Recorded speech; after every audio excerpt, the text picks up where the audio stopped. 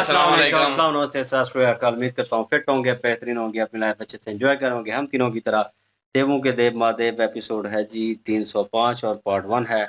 और please like share subscribe कर दीजिएगा और प्लीज़ सपोर्ट करें। आजकल सपोर्ट जो है वो थोड़ी कम नज़र आ रही है और हम देख रहे हैं क्योंकि चैनल को प्रॉपर जो है वो देखते हैं, कुछ यूट्यूब की तरफ से होगा, लेकिन आप लोगों की भी प्यार मोहब्बत जो है थोड़ी कम नज़र आ रही है। मे भी हो सकता है आप लोग थोड़ा बोर फील कर रहे हो। कुछ लोगों के कमेंट्स आए थे कि यार कैरी ऑन, इसको आप आगे जाने दें और देखते रहें। कुछ लोग कह रहे हैं चेंज करें थोड़ा। अब हम कंफ्यूज हुए पड़े हैं खुद कि यार इसको लीव करें, कुछ और करते हैं, कोई और सीरीज़ जो है वो करते हैं, लेकिन आप लोग भी कंफ्यूज हैं काफ़ी। तो मेरे ख्याल में आप डिसाइड कर लें और हो सकता है आप ये कन्वर्सेशन सुन रहे हो, अगर सुन रहे हैं तो भाई अपनी राय ज़रूर दीजिएगा कि इसको कंटिन्यू करें या इसको यहाँ पे रोकें और कुछ और जो है और सीरीज़ जो है वो करनी चाहिए, किसी और वीडियो के ऊपर रिएक्ट सिया करना के राम की आ रही है वही बात के वो हमें मिल ही नहीं रही, अब कहीं से भी नहीं चाहिए। मिल रही। हाँ, ये भी मुश्किल है जी। बहरहाल वो देख लें, हम देखेंगे उसके बाद कि आप अपनी राय देते हैं तो क्या सिचुएशन जो है। बहरहाल स्ट्रेट चलते हैं वीडियो की तरफ। इनका नाम है जी राणा मोहम्मद अली, मोहम्मद समीर खोखर। कल सकता Iqbal so guys, let's start. आप इन्हें दंड दीजिए स्वामी।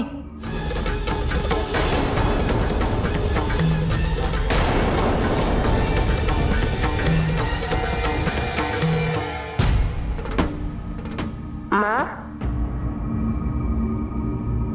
कैलाश पे प्रवेश करने से रोके जाने पर परशुराम जी का क्रोधित होना स्वाभाविक था।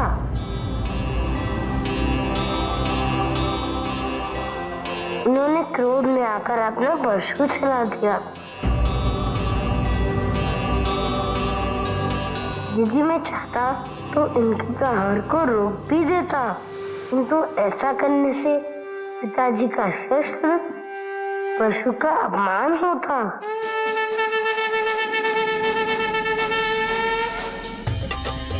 इसीलिए मैंने उसे अपने एक दांत पर रह लिया।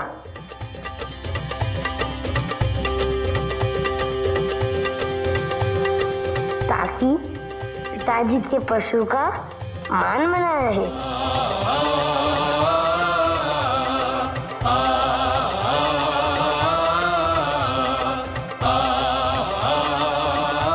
चिंता मत करिए माता, परशुराम जी तो स्वयं नारायण के अवतार हैं। इन्होंने मेरे एक दंत को तोड़कर मेरी संपूर्णता को अपूर्णता में परिवर्तित कर दिया।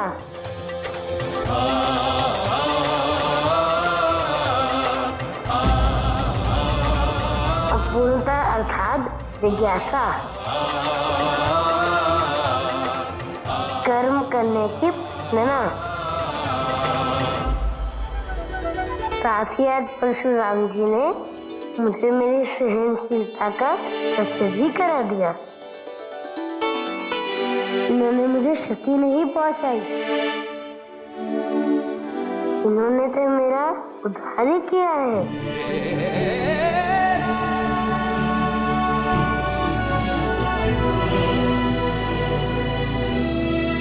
ऋषि होकर भी मैं इस ज्ञान और सहन शक्ति का एक अंश भी नहीं पा सका जो इस बालक में है।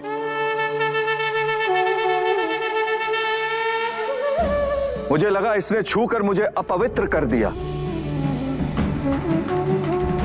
परंतु इसके स्पर्श ने मुझे मुक्त कर दिया। मेरी अज्ञानता से, मेरे क्रोध से मुझे दुख है। मैंने गणेश जी पर प्रहार किया।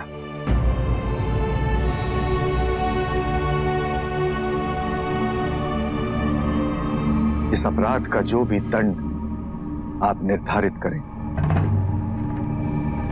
वो मुझे स्वीकार है।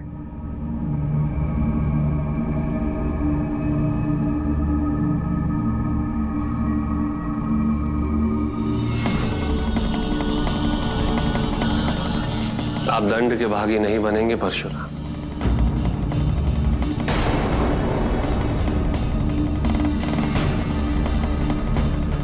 पार्वती परशुराम ने नारायण के इस अवतार में गणेश का एक दांत तोड़कर यह संदेश दिया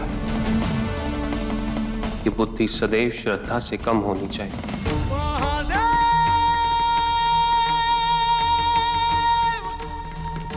जीवन में कल्याण बनाए रखने हेतु ही अनिवार्य है।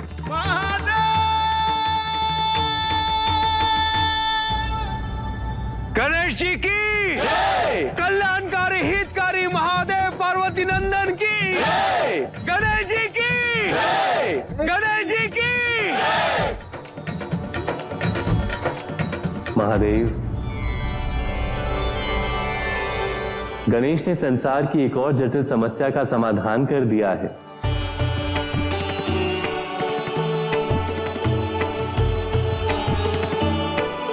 गणेश की सहन शक्ति और बुद्धिमत्ता सराहनीय है, अतुलनीय है।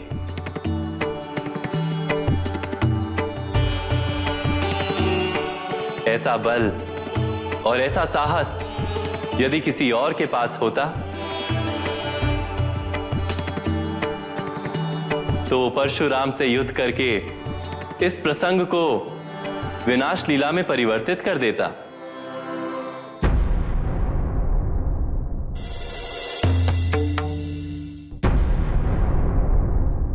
किंतु जो सूझबूझ से इस संसार में शांति बनाए रखे, अपने पिता के शस्त्र का मान रखे, अपने परिवार की रक्षा हेतु अपने प्राणों की चिंता ना करे, वही सच्चा नायक बनने के योग्य होता है। ऐसी निष्पक्ष सोच और निष्ठल व्यक्तित्व का धनी सबको प्रिय होगा।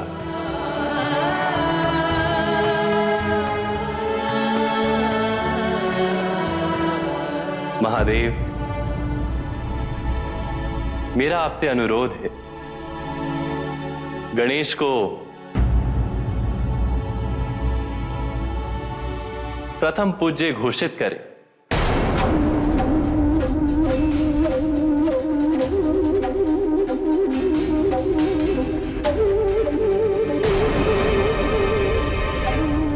यज्ञ में सर्वप्रथम गणेश को आहुति डाली जाए।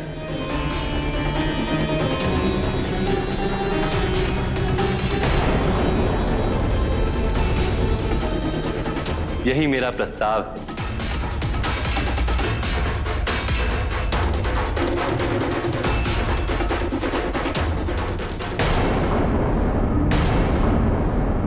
क्या आप सभी नारायण के इस प्रस्ताव से सहमत हैं?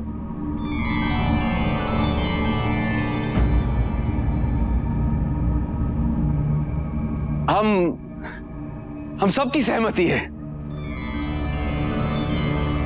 नहीं,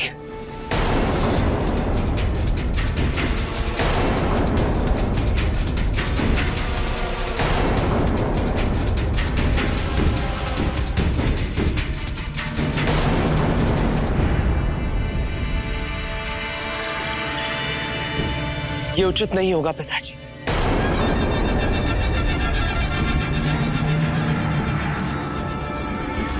तो ये तो सभी के साथ अन्याय होगा।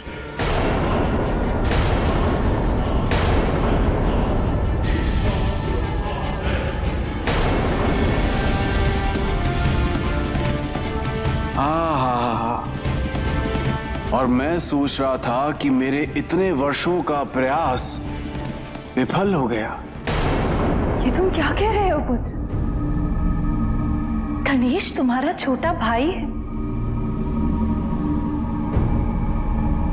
और जब यहाँ उपस्थित सभी को वो सहर्ष स्वीकार है, तो तुम्हें उसके प्रथम पूज्य होने से आपत्ति क्यों? आपत्ति मुझे गणेश के चुनाव से नहीं है मां। अभी तो तुमने स्वयं कहा ये उचित नहीं, अन्याय है।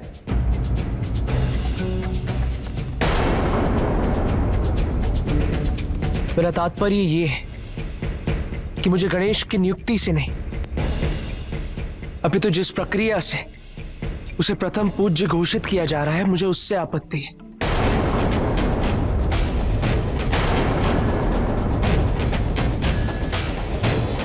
क्योंकि मैं ये कभी नहीं चाहूंगा कि भविष्य में कोई भी गणेश की योग्यता पर प्रश्न उठाए।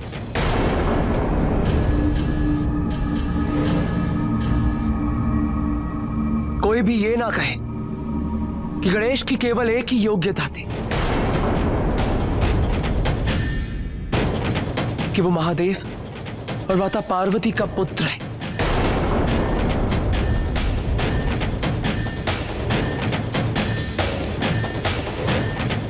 मैंने सही कहा ना देवराज?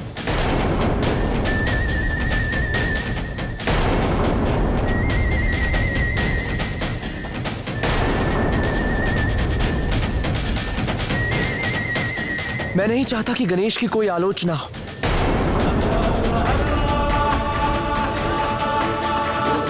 और उसके लिए ये अनिवार्य है कि गणेश अपनी योग्यता सिद्ध कर दिखाए, ताकि किसी के भी मन में कोई शंका शेष ना हो। गणेश के समर्थक तो बहुत हैं, किंतु कुछ ऐसे भी हैं जो स्वयं को गणेश से अधिक योग्य समझते हैं।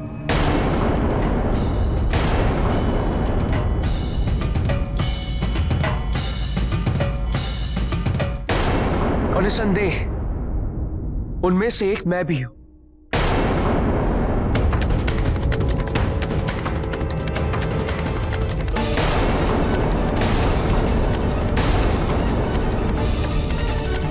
और ये स्वाभाविक है, क्योंकि मैं स्वयं ही गणेश की विशेषताओं से अनभिज्ञ हूं।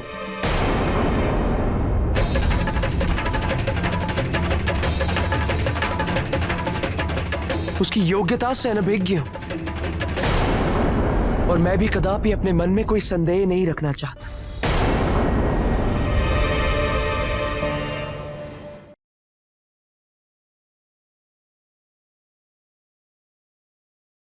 जी, यहाँ पे गणेश जी जो हैं उन्होंने जो बलिदान दिया है उस चीज को लेकर माता पार्वती जी तो गुस्से में थी और उन्होंने महादेव जो हैं उनसे ये कहा था कि आप जो ऋषि हैं इनको दंड दीजिए। और उसके बाद जब सब लोग देख रहे थे जी कि गणेश जी जो हैं वो क्या कहते हैं, गणेश जी ने इस चीज को लेकर जब बातें की हैं तो सबके मन को अपनी तरफ उन्होंने माइल कर लिया। उन्होंने कहा कि देखिए इसमें जो ऋषि हैं परशुराम जी, उनका कोई कसूर नहीं है, वो तो स्वयं नारायण के अवतार हैं और उन्होंने जो प्रहार किया है उससे मेरी जो अधूरापन था उसको मुकम्मल किया है और मुझे इसे काबिल बना दिया है कि मैं संसार के कल्याण के लिए उनके काम आ सका हूँ। वो क्रोध जो सालों से उनका ठंडा नहीं हो रहा था, वो उसी क्रोध में थे और वो क्रोध ठंडा करने में, उसको खत्म करने में एक अहम योगदान जो है वो गणेश जी बनी है। गणेश जी ने कहा कि ठीक है, मेरे ऊपर प्रहार हुआ, मेरा दांत भी टूटा है, अगर मैं चाहता तो मैं इस शस्त्र को रोक सकता था, लेकिन मैंने इसलिए भी नहीं रोका क्योंकि ये जो महादेव जी हैं उनका दिया हुआ था और वो पिताजी हैं, तो पिताजी के उस शस्त्र को रोककर मैं उनके शस्त्र का अपमान नहीं करना चाहता था। मतलब कि अपने पिता का मान जो है वो भी कायम रखा। उसके बाद परशुराम जी हैं उनके गुस्से को भी खत्म करवाने में एक अहम योगदान दिया। तो ये संसार के कल्याण के लिए एक बहुत अहम योगदान थी, जो कि काफी टाइम से चल रही थी, जिसके ऊपर विष्णु जी ने जो है वो खास तौर पर प्रशंसा की है गणेश जी को लेकर। उन्होंने कहा कि ये तो एक ऐसी समस्या थी जो हल नहीं हो रही थी, लेकिन आपने उस चीज को भी हल कर दिया। उस चीज को परशुराम जी भी मानते हैं। उन्होंने भी कहा कि ये ज्ञान जो इस छोटे से मासूम से बच्चे के पास है, मुझे इतने सालों से, मैं इतना ऋषि भी हूँ, इतना ज्ञान भी है मेरे पास, लेकिन मैं समझता हूँ कि इनके मुकाबले में 1% भी मेरे पास ज्ञान नहीं है। यहाँ पे जब ये सारी काबिलियत देखी है तो विष्णु जी ने अपना प्रस्ताव रखा है ये कि जो गणेश जी हैं वो ही प्रथम पूजा के काबिल हैं और उन्हीं को चुना जाए, सबसे पहले उन्हीं को आहुति दी जाए। तो इसमें देव राजेंद्र जो हैं और कार्तिकेय कुमार जो हैं उनको अच्छा नहीं लगा, बाकी सबको अच्छा लगा। जी बिल्कुल जी। और बहुत जो है वो एक पहले तो उन्होंने जो ज्ञान दिया अपना गणेश जी ने, और परशुराम जी को माफ़ भी कर दिया। उनको कहा कि उनकी वजह से मुझे काफ़ी कुछ सीखने को मिला है, मुझे ये भी पता चला है कि मेरी सहन शक्ति कितनी है, तो मैं कितना सह सकता हूँ ये दर्द। तो इसलिए जो है उनको कोई दंड नहीं मिलना चाहिए, मतलब माफ़ भी कर दिया और उससे ज्ञान भी जो है वो मिला और काफ़ी सारी शक्तियों के बारे में उनको पता चला कि मुझ में क्या-क्या क्वालिटियाँ हैं। तो इसलिए जो है उन्होंने माफ़ कर दिया। लेकिन जो दूसरी तरफ जो है वो नारायण जी जो हैं उन्होंने कह दिया कि एक हमें जो है वो मिल चुका है, जो कि एक उत्तर हमें चाहिए था, एक प्रश्न था, एक कन्फ्यूजन थी सबके दिमाग में जो भी था उसका हल निकल आया। तो वो हल क्या है जी, प्रथम पूज्य के तौर पे जो है वो गणेश जी का नाम उन्होंने जो है सजेस्ट किया है। लेकिन अपना क्यों किया है वो भी वजह उन्होंने बता दी। तो लेकिन उधर जो है वो कार्तिकेय और इंद्रदेव जो हैं इनको अच्छा नहीं लगा, क्योंकि इंद्रदेव चाहते हैं कि मैं हूँ, कार्तिकेय चाहते हैं कि मैं हूँ। तो लेकिन ये है कि वो गणेश जी का नाम आया और कहीं न कहीं देखा जाए तो अपना कार्तिकेय भी अपनी जगह पे ठीक है। वो कह रहे हैं कि मुझे नहीं पता कि इनकी योग्यता क्या है, इनके क्या-क्या कारनामे हैं, क्योंकि वो ज़ाहिर है अभी आए हैं, उनको क्या पता। वो यही कह रहे हैं कि इनकी योग्यता सिद्ध की जाए और खाली इस बना पे नहीं कि ये महादेव और माता पार्वती के पुत्र हैं, तो इसलिए जो है इनको ये पद जो है वो स्वीकार हो। और लेकिन बात ये है कि अब उन्होंने एक योग्यता तो अपनी सिद्ध की है ना, कि अपना ज्ञान, अब वो माफ़ करना, वो सहन शक्ति, इतना कुछ तो उन्होंने अपना साबित किया है कि उनके अंदर मौजूद है ये सारा कुछ। इज़्ज़त एहतराम भी है उनके अंदर। एक वो अपने पिताजी के जो अस्त्र था उसकी जो है वो जो है बेहुरमती नहीं करना चाहते थे उसको रोक के। दूसरा परशुराम जी की भी जो है बेइज़्ज़ती नहीं करना चाहते थे। तो ये उनके अंदर जो है वो क्वालिटी है, ये क्वालिटी इनको नज़र नहीं आई। और लेकिन कार्तिकेय जो है चलें योग्यता कोई सिद्ध करना चाहते हैं, तो वो भी करके जो है वो देख लें। ज़ाहिर है गणेश जी ने जो है वो उस योग्यता में पास होना है और फिर कार्तिकेय जो है वो इनको लगना है कि वो ठीक हैं और वो वाक़ई इस काबिल हैं कि उनको प्रथम पूज्य बनाया जाए। अब इंद्रदेव जो हैं उनकी तरफ भी वो इशारा कर रहे हैं बार-बार कि कुछ लोग ऐसे हैं जो कि अंदर दिल में मैल रख रहे हैं इस चीज़ को लेके, और उनकी भी जो है वो ये सारी चीज़ें दूर हो जाएँ। कल को बात करने के ये काबिल ना रहे कि इनकी योग्यता क्या है, इनके अंदर क्या चीज़ है जो कि इनको बना दिया गया है और एक बालक हैं और उनको बना दिया गया प्रथम पूज्य। तो उस लिहाज से देखा जाए तो ठीक है, लेकिन उन्होंने अपना भी मान लिया कि कहीं न कहीं मुझे भी ये ऐसा संदेह है, तो मेरा संदेह भी जो है वो दूर करें। चलें देखते हैं जी योग्यता क्या-क्या होगी अब, क्या-क्या मुकाबले होंगे। मुझे लग रहा है कि ये अपने साथ शायद हो सकता है कोई मुकाबले करवाएँ और उनमें जो जीतेगा, जो कोई खेल होंगे शायद, जिस तरह वो गेंद वाला खेल था, जो कि नामुकम्मल रह गया था, तो गेंद फेंकी थी तो कौन पहले उठाता है, लेके आता है। तो हो सकता है उस तरह की कोई और गेम्स हों या वही हो, तो वो आगे देखेंगे जी क्या होता है। बिल्कुल जी। और इंद्रदेव का मैं कहूँगा कि भई उसका प्लान कामयाब हो गया। उसकी कई बातें वो कह रहा था कि प्लान मुझे तो लगा कि क्योंकि पहले उसने बड़ा जब ज़िक्र हुआ कि इनको अ, जो है वो ओहदा दिया जाएगा और वहाँ पे वो बड़ा सारे इधर-उधर कर रहा था कि ये क्या हो गया। तो बाद में वो जब कार्तिकेय बोला है कि नहीं मैं एक्सेप्ट नहीं करता, तो फिर वो उस चीज़ के ऊपर बड़ा खुश हुआ है। और मन ही मन में जो है कुछ बोल रहा था और ये बोल उसी के थे जो कार्तिकेय ने बोले कि मतलब स्वयं जो है वो अपुत्र हो, इससे लोग ना जाने इसे कि कार जो है गणेश जो है वो माता पार्वती और शिव जी का पुत्र है। मतलब अपना एक मुकाम जो है, और क्योंकि अपने ही राज्य में इसको बेइज़्ज़त किया था, वहाँ अपमानित किया गया था कार्तिकेय को और कहा गया था इंद्रदेव की तरफ से। और वो अल्फ़ाज़ जो हैं सेम यहाँ पे दोहराए गए हैं कार्तिकेय के थ्रू जो है। मतलब वो चीज़ें जो हैं अब कार्तिकेय ने बोलनी शुरू कर दी हैं, लेकिन मेबी हो सकता है वो चीज़ों को अभी फ़िलवक़्त किसी के थ्रू एक्सेप्ट नहीं किया जा रहा सिवाय इंद्रदेव के। बाकी जितने भी वहाँ पे खड़े हैं वो इस चीज़ को एक्सेप्ट नहीं कर रहे। उनके लिए शॉकिंग है कि उनका बड़ा भाई ही उनके खिलाफ जो है वो जा रहा है, लेकिन क्यों? उन्हें यही लग रहा होगा कि वो अपने आप को उस मुकाम पे चाहता है। और लेकिन ये तो अभी आगे एपिसोड में पता चलेगा क्या सिचुएशन होती है। लेट्स सी जी, चलते हैं नेक्स्ट पार्ट पे। तो लाइक, शेयर, सब्सक्राइब कर दीजिएगा। चलो मिलते हैं नेक्स्ट वीडियो में। अपना ख्याल रखिएगा, दुआ में याद रखिएगा। तब तक के लिए अल्लाह हाफ़िज़। पीस।